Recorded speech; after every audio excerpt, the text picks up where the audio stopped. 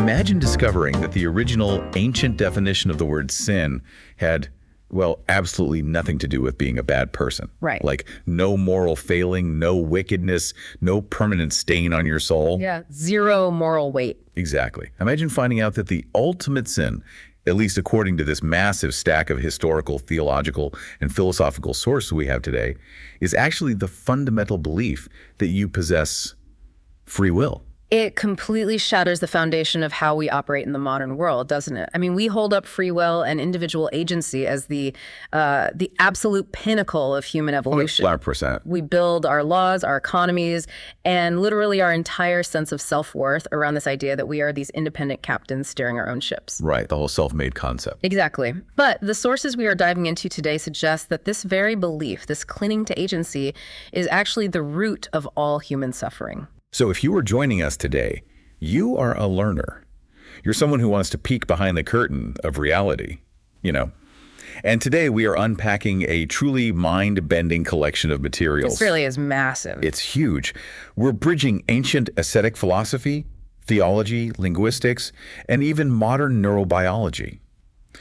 The mission for this deep dive is to explore this unified blueprint of human awakening that has literally been hidden in plain sight across Eastern, Western, and Middle Eastern traditions. And what we are going to see is that when you strip away the dogmatic religion, when you remove the moralistic guilt trips that have been layered over these texts for centuries. That is a lot of guilt trips. So many. But when you strip all that away, they are all diagnosing the exact same structural mechanic in the human brain. Wow. Yeah. They aren't trying to make you a good person. They're trying to wake you up from a very specific cognitive error. Okay, let's unpack this.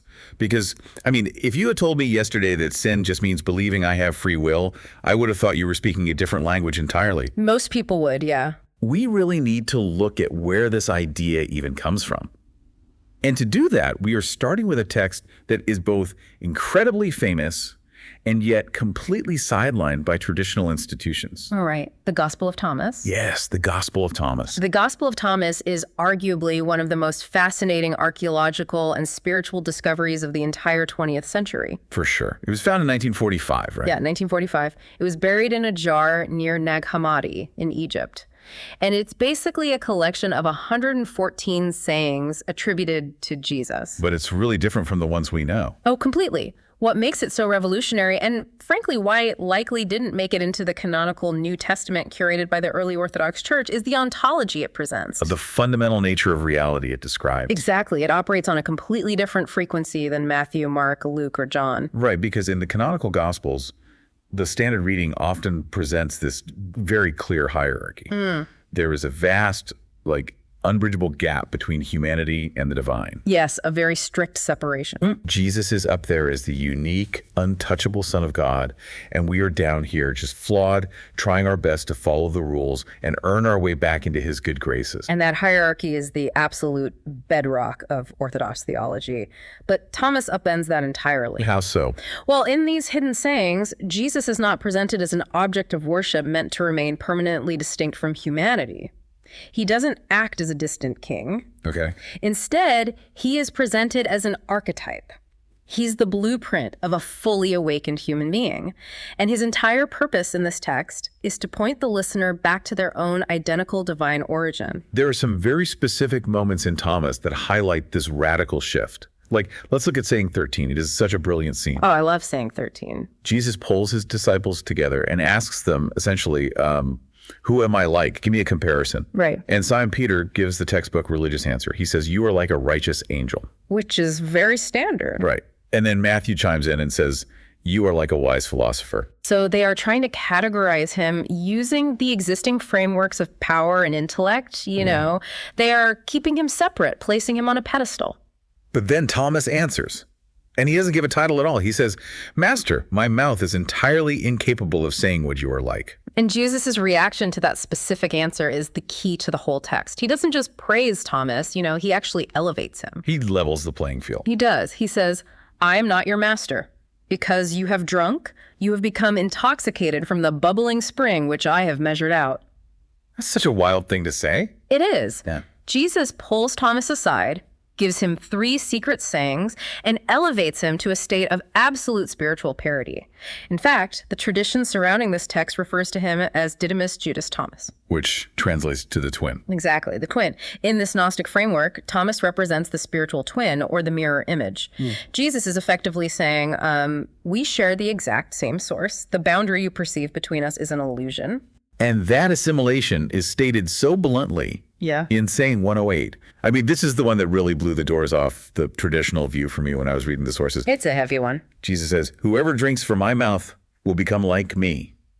I myself shall become that person, and the hidden things will be revealed to them. Yeah. It's just not about worshiping a deity from afar. It's about total dissolution of the boundary between the individual ego and the universal. And if we trace the implications of that dissolution, it completely changes how we are supposed to understand the kingdom of God. Right, because usually that's a place. Exactly. In traditional readings, the kingdom is often projected outward. Like it's a place you go after you die, or it's a future apocalyptic event coming down from the sky. But Thomas says no to that. Yeah, in sayings 2 and 3 of Thomas, Jesus explicitly warns against this.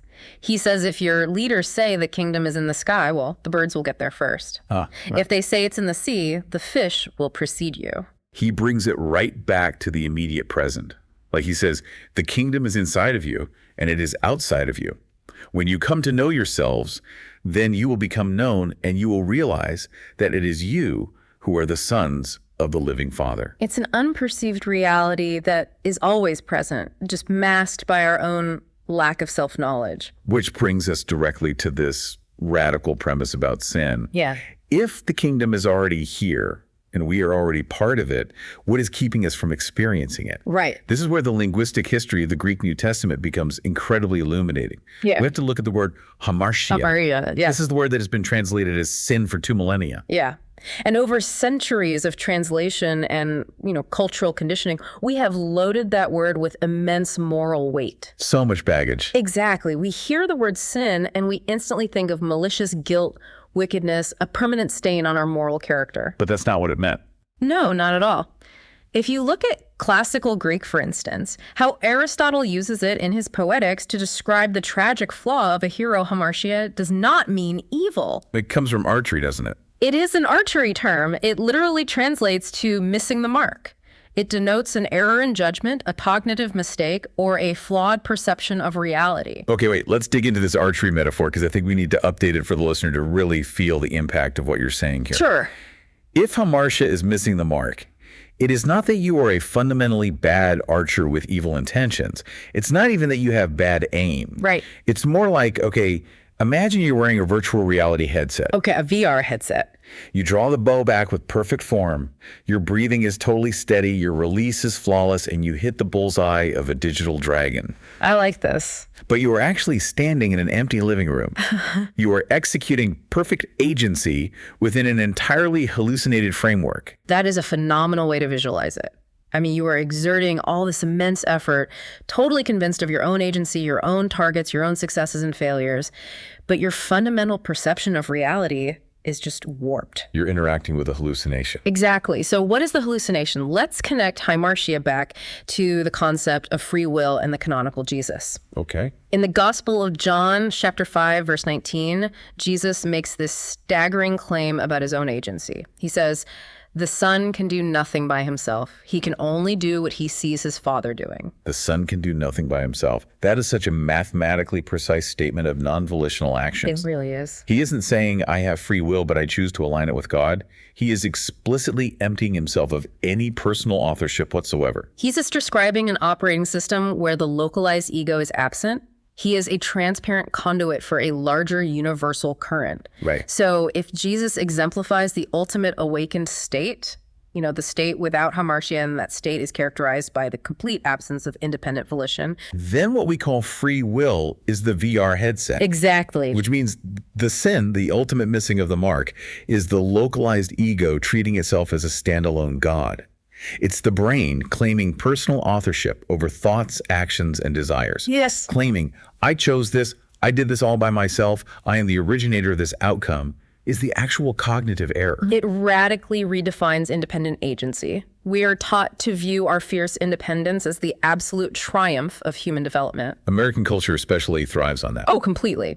But through the lens of these sources, believing in radical isolated separation is a psychological limitation. It cuts the individual off from the unconditioned flow of reality. Wow. To realize that by myself I can do nothing is not a statement of weakness.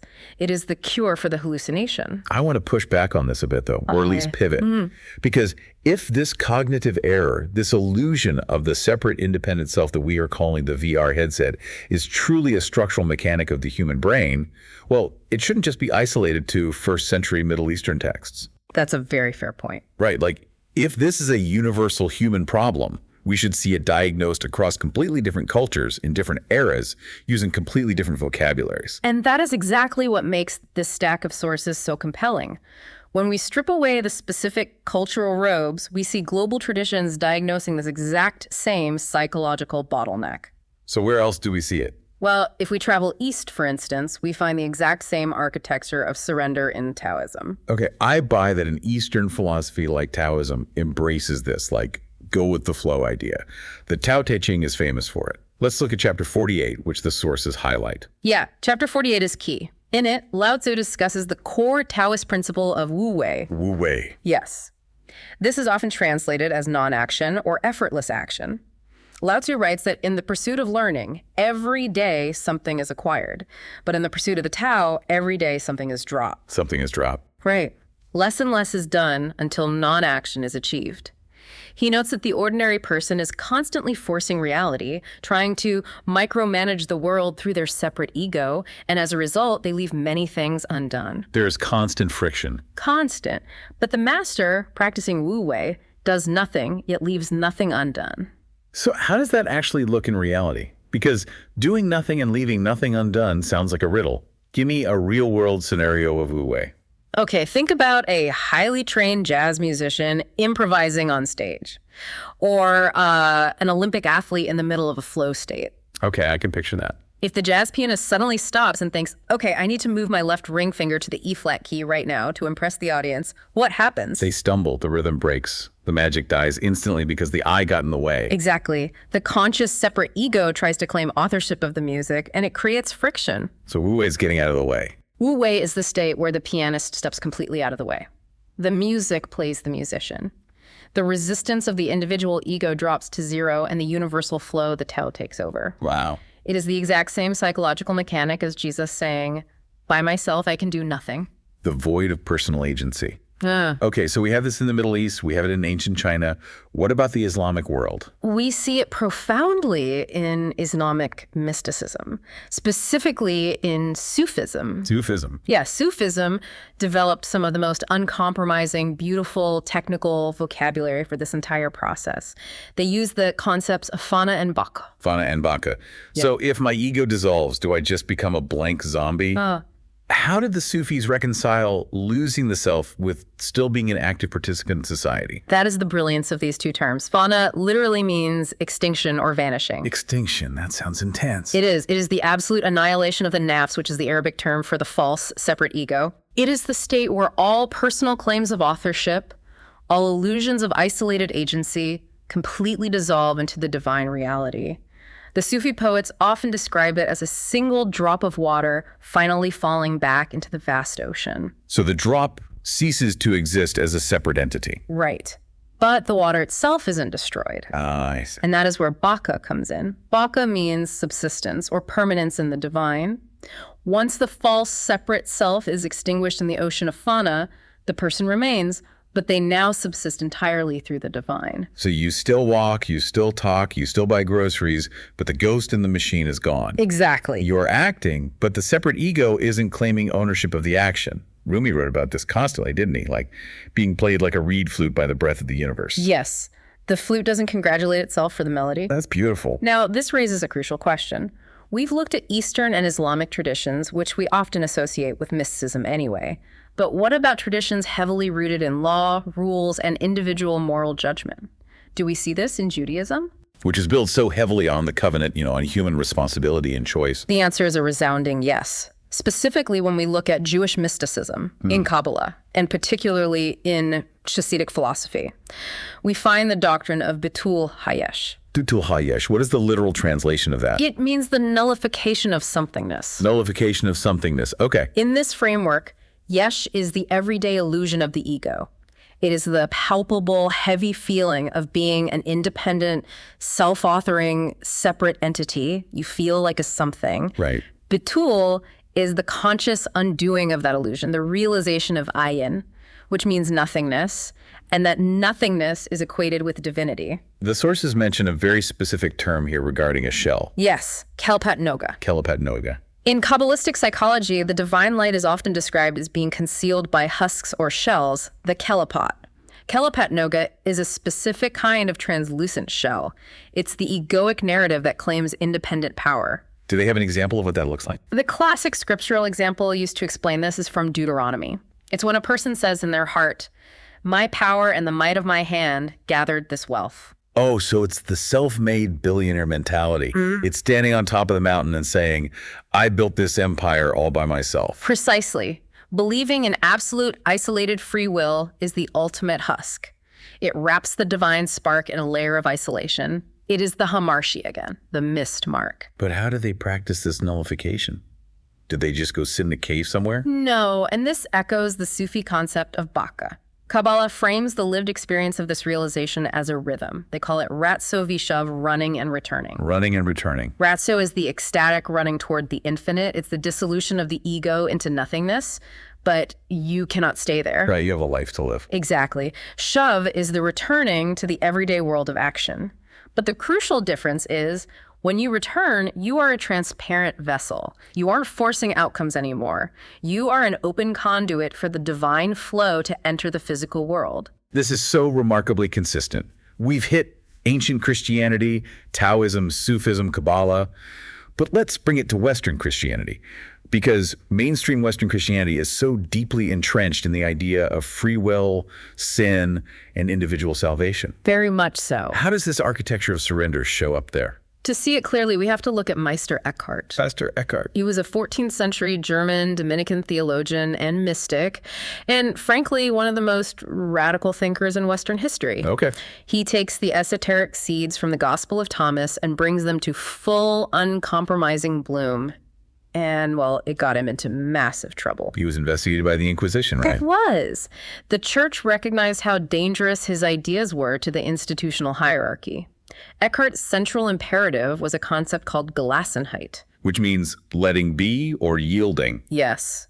But Eckhart wasn't talking about physical asceticism. He didn't just want you to give up your money or your worldly possessions. The church was totally fine with that. Eckhart demanded the total internal dropping of personal ownership over everything, including your spiritual life. Your spiritual life, too. Yes.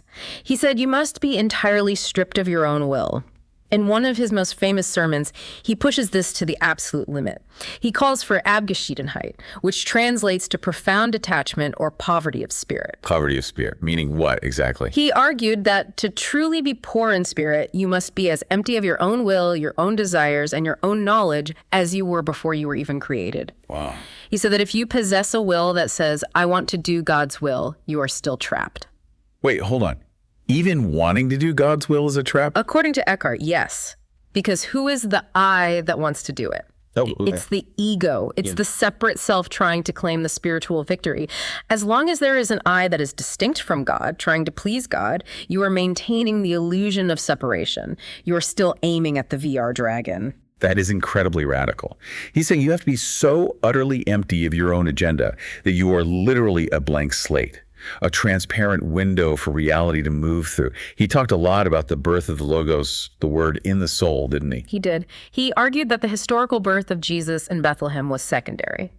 The true miracle, the actual purpose of human existence, is the eternal birth of that divine surrender inside the individual soul, here and now. But that birth can only happen if the soul is completely emptied of the illusion of the separate doer. Exactly. Okay, here's where we hit a massive philosophical fork in the road.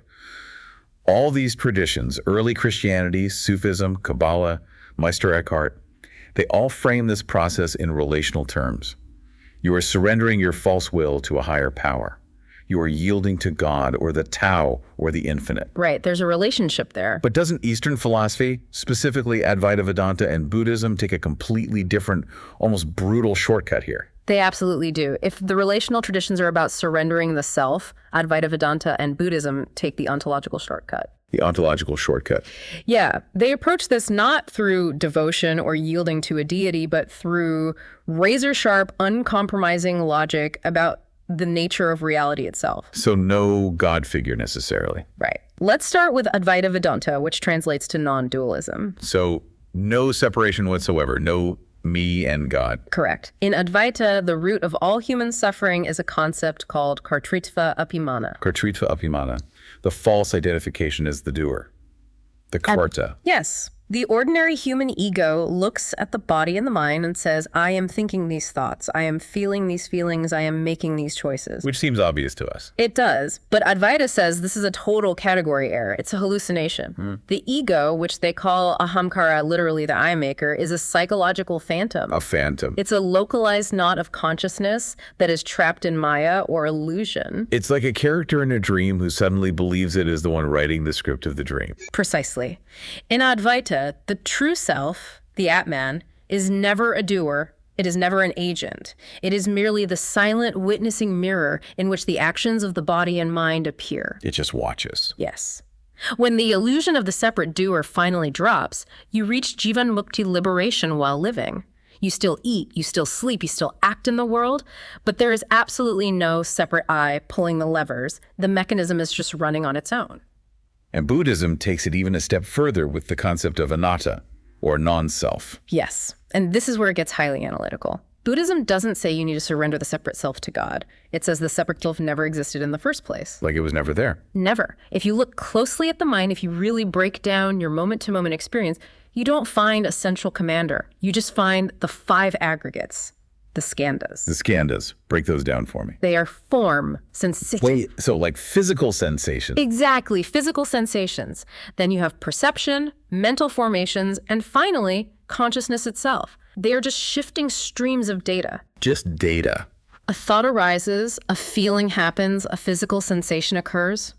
But nowhere in that shifting stream of data is there a permanent ghost in the machine orchestrating it all. So the root error in Buddhism, the equivalent of hamartia, is avidya, ignorance.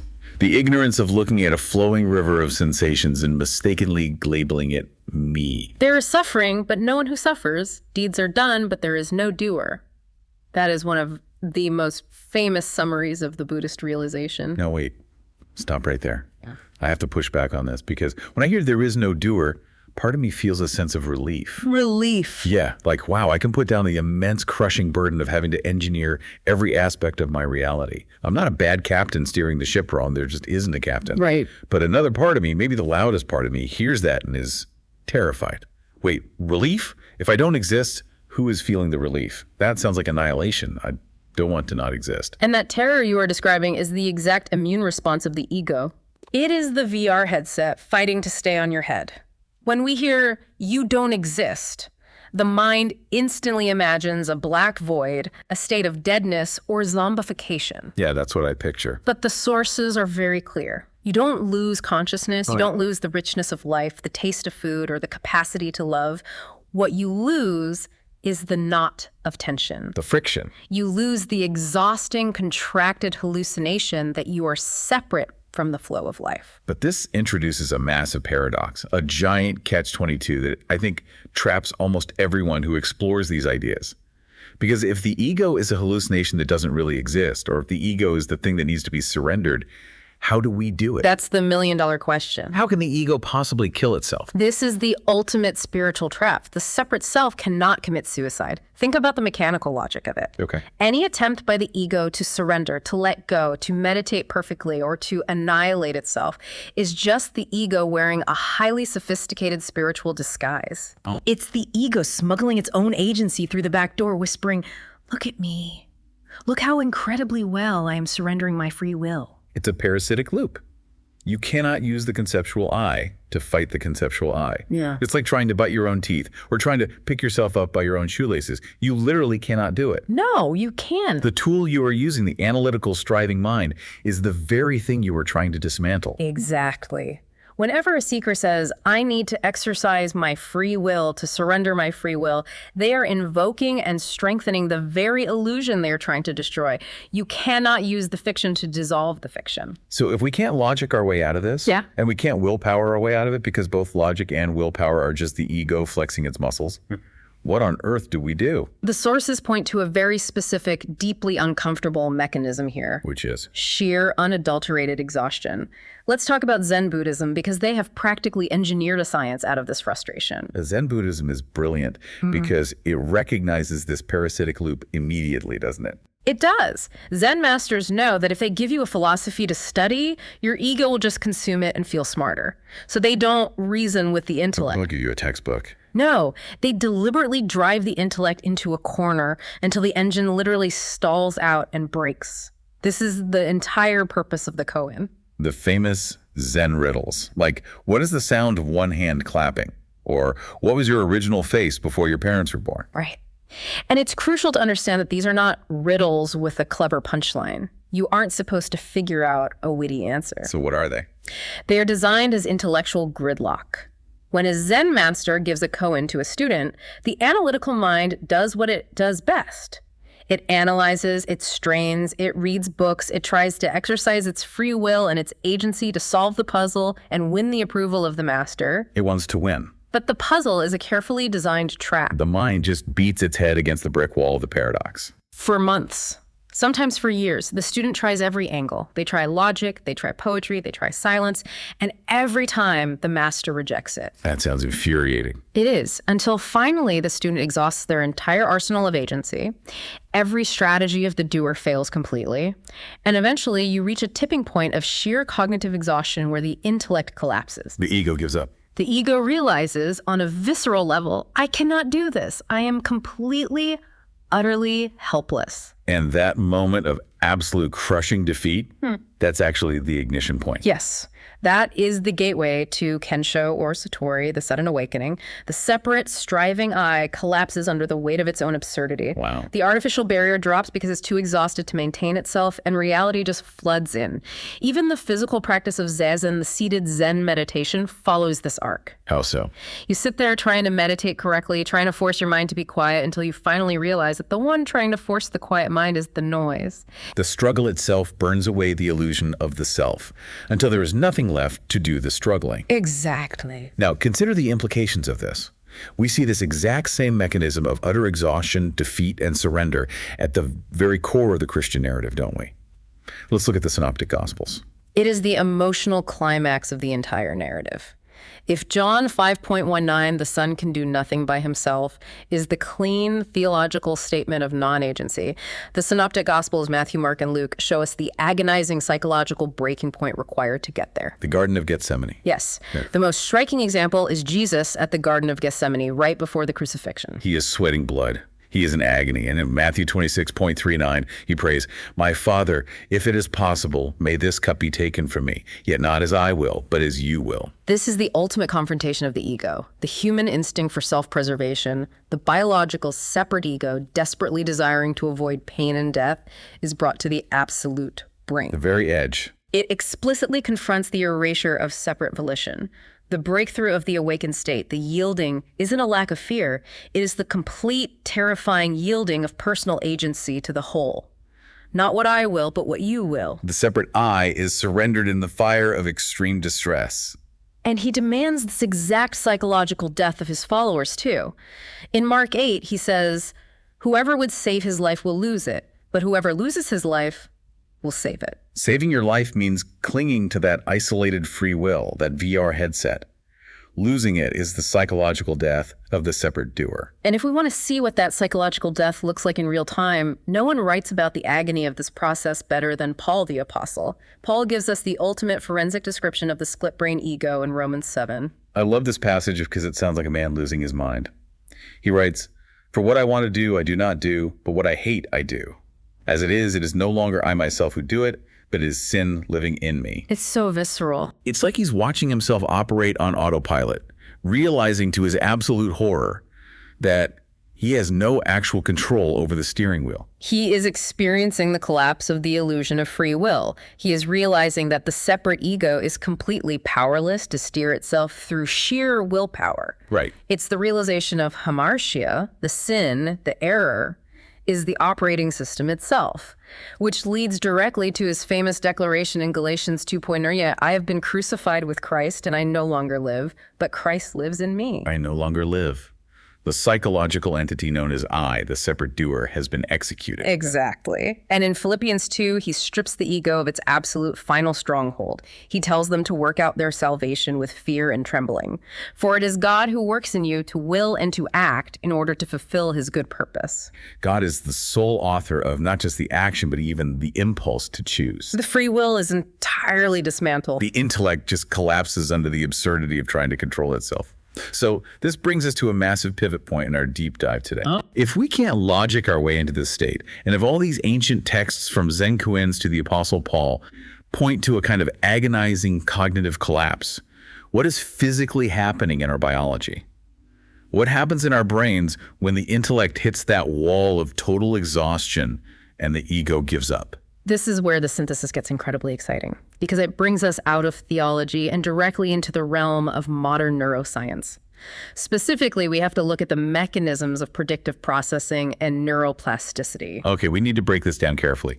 Explain the how of this, not just the what. How does the brain actually operate on a moment-to-moment basis? From a neurobiological standpoint, the human brain is essentially a prediction machine. Its primary goal is to save caloric energy. Because thinking burns calories. A lot of them. Processing new information constantly is exhausting. So the brain relies on established neural pathways, deeply worn grooves to automate reality. It constantly predicts what is going to happen next based on past experience. It wants certainty. It demands certainty. The rigid patterns of the separate mental ego, your habits, your emotional triggers, your absolute assumption that you are an independent agent in control. These are highly reinforced, heavily myelinated predictive models. Oh, yeah. The brain loves the illusion of the driver being at the wheel because it feels safe and predictable. But what happens when that prediction machine encounters something it cannot compute? Right. What happens when it hits a Zen koan, or when it viscerally realizes, like Paul in Romans 7, that it has no actual free will? When you encounter a paradox that entirely shatters the ego's logic, the brain's predictive models fail catastrophically. They hit a wall. The gridlock. Yes. The brain cannot predict what happens next because the framework of the doer has just collapsed. How do we experience that failure physically? We experience it as profound confusion, disorientation, cognitive gridlock, vertigo. It feels awful. But in neuroscience, this state of prediction error is incredibly valuable. It is the golden window for synaptic plasticity. Explain the cellular mechanism there. How does confusion lead to rewiring? When the brain realizes its old predictive models no longer work, it triggers an alarm system in the basal forebrain. This region floods the cortex with neuromodulators, primarily acetylcholine. Acetylcholine. Yes, acetylcholine is a fascinating chemical. It acts as a gatekeeper for learning. When it floods the synapses, it signals high uncertainty. It tells the nervous system the old map is utterly useless right now. That highlights the errors. Yes, and crucially, acetylcholine physically lowers the threshold for long-term potentiation. It unbinds the rigid strength of the old neural connections, making the synaptic architecture temporarily malleable, almost like heating up plastic. Wow. So it literally opens up the brain to lay down new physical pathways rather than looping back into the old rigid egoic grooves. Exactly. But here's the massive problem with this beautiful biological mechanism. We absolutely hate being confused. I mean, I despise it. The moment I feel disoriented, helpless, or uncertain, my brain goes into a full-blown panic attack trying to fix it. And that is the trap of reactive certainty. The ego, the old predictive model, experiences pure confusion not as an opportunity to learn, but as an existential threat. It feels like death. It feels like ego death. The separate self's entire job is to maintain the illusion of control. So when absolute confusion hits and the acetylcholine floods the system, the ego violently scrambles to regain its footing. How does it do that? By deploying highly sophisticated diversionary tactics, it generates intense negative emotions, fear, anger, or worry. Why those three specifically? Like, why does confusion morph into anger? Because fear, anger, and worry are highly directional. They give the doer a job. Oh. Think about it. Anger gives you a target to fight. Worry gives you a problem to obsess over and solve. Fear gives you an enemy to run away from. That makes so much sense. Even though these emotions feel terrible, they provide the illusion of agency. They rescue the ego from the terrifying blank abyss of not knowing. Oh, wow. So when we are confused or feeling helpless, we would subconsciously rather be furiously angry or panic-stricken than just sit in the void of helplessness. Because at least if I am furious at someone, I exist. The doer is back online. I have a purpose. Precisely. Pure, unadulterated confusion is a dead end for the separate self. If you can sustain the confusion without grabbing onto an emotion, it completely starves the ego of its fuel. So how do we actually use this biology to our advantage? The sources we are looking at outline a very specific modern mindfulness practice, a proactive confusion practice designed to intentionally starve the ego, trigger that acetylcholine release, and force neuroplastic rewiring. Let's walk through the 4 phases of this. Okay, phase 1 is deliberate induction. You do not wait for life to confuse you.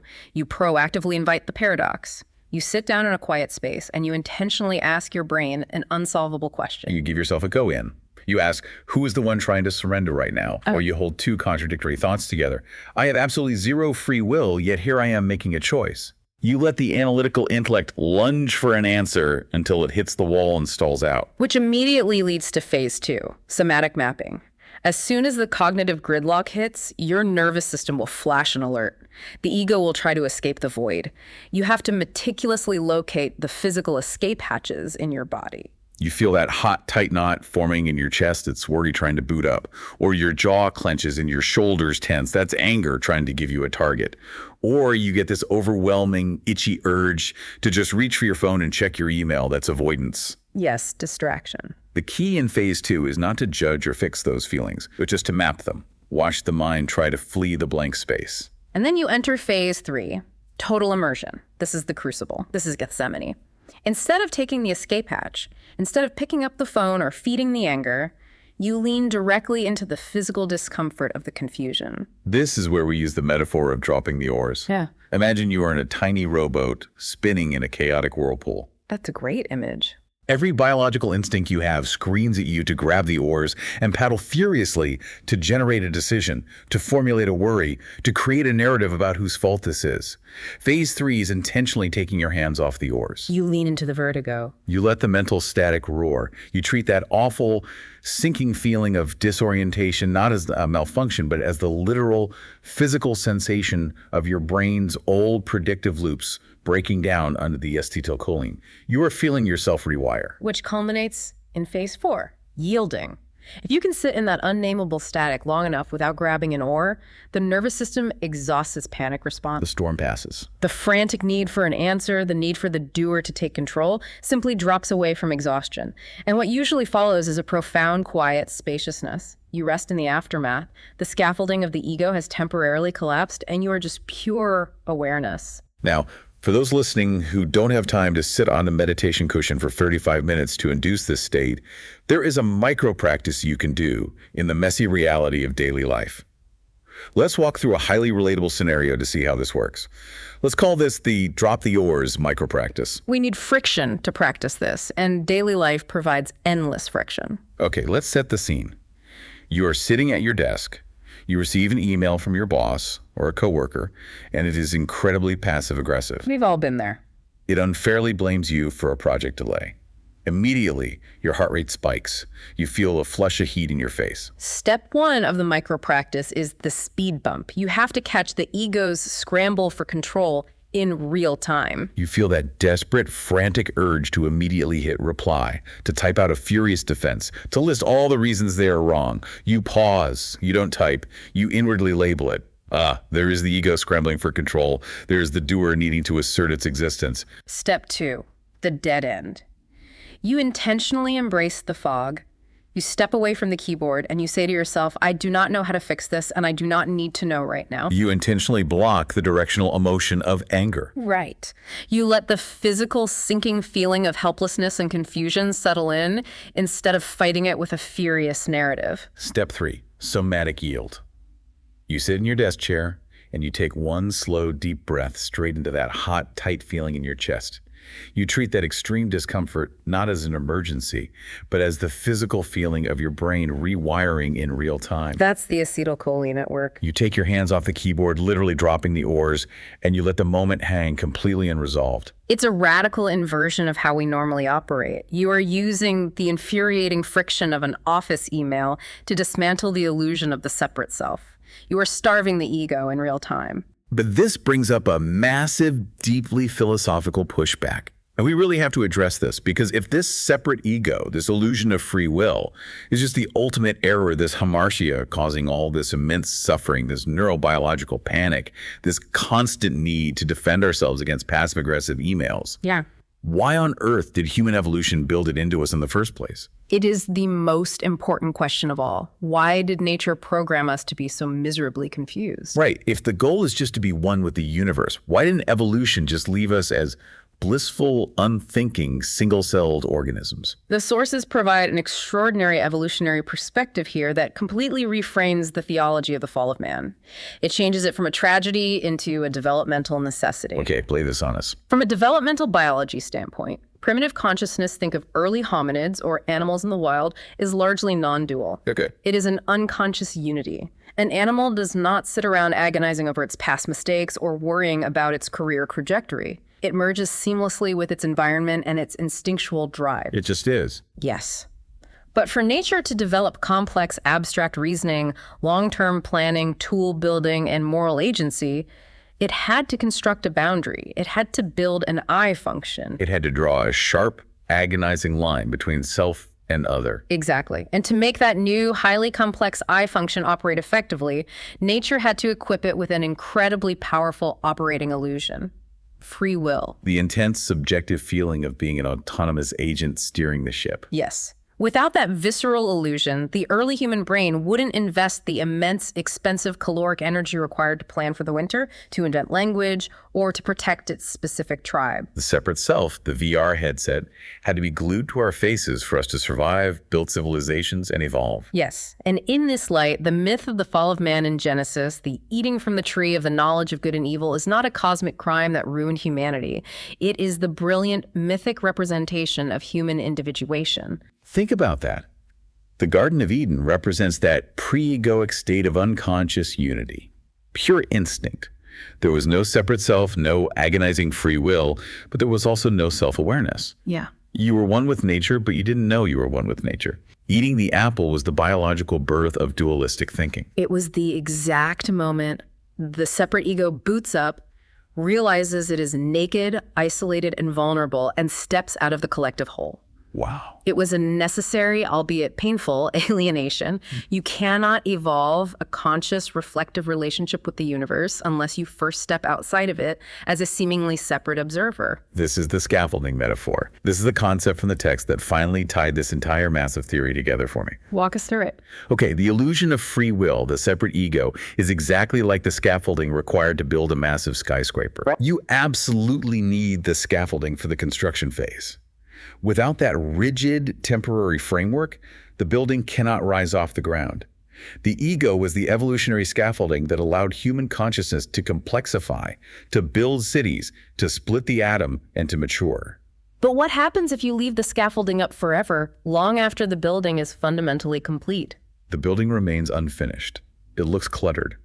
You end up living your entire life trapped inside the temporary steel framework, staring at the pipes, convinced that the scaffolding is the building. You spend all your time defending the scaffolding, painting it, worrying about it. Which is exactly what waking up is about. It is phase 3 of the evolutionary journey, recognizing that the scaffolding has served its glorious, painful purpose. Through the exhaustion of the Zen koan, or the yielding at Gethsemane, or dropping the oars during a stressful email, the illusion of the separate doer drops away. But here is the critical part.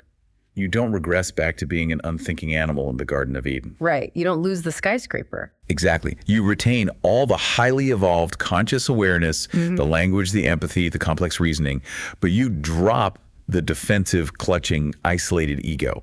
You finally take the scaffolding down, revealing the finished structure. You realize you are the entire universe experiencing itself, just momentarily wrapped in a physical frame. You act, you live, you love, but without the agonizing friction of the doer. It is a stunning, breathtaking synthesis of evolutionary biology, history, and ancient mysticism. It really is. So what does this all mean for you, the learner, listening to this deep dive right now? Think about your own scaffolding. Think about the heavy, exhausting VR headset you wear every day. The next time you feel that rush of worry about the future, like sudden flash of anger at a driver cutting you off, or that desperate, clawing need to control a situation that is clearly slipping out of your grasp, can you recognize it for what it actually is? Can you see it as just the brain's old, outdated prediction model panicking because the illusion of the doer is threatened? When that happens, can you pause at the speed bump? Can you look at the dead end, take a breath, and just drop the oars? Can you let the confusion wash over you and allow your brain to actually rewire itself in real time? It is a profound, terrifying, and ultimately liberating daily challenge. And it leaves us with one final, deeply provocative thought to mull over as we wrap up. If the illusion of free will and the separate ego was merely the developmental scaffolding humanity absolutely needed to evolve to this exact precarious moment in history, what entirely new, unimaginable structures of human society, of empathy, of technological and spiritual connection become possible once we finally collectively take that scaffolding down? What does a world look like when 8 billion captains suddenly realize they don't need to frantically steer the ships anymore because the ocean knows exactly where it's going? We want to thank you so much for joining us on this extensive deep dive into the source material. It has been a wild journey of flipping maps upside down, missing marks, exploring ancient deserts, and hopefully dropping some oars along the way. Stay curious, embrace the confusion, and we will catch you next time.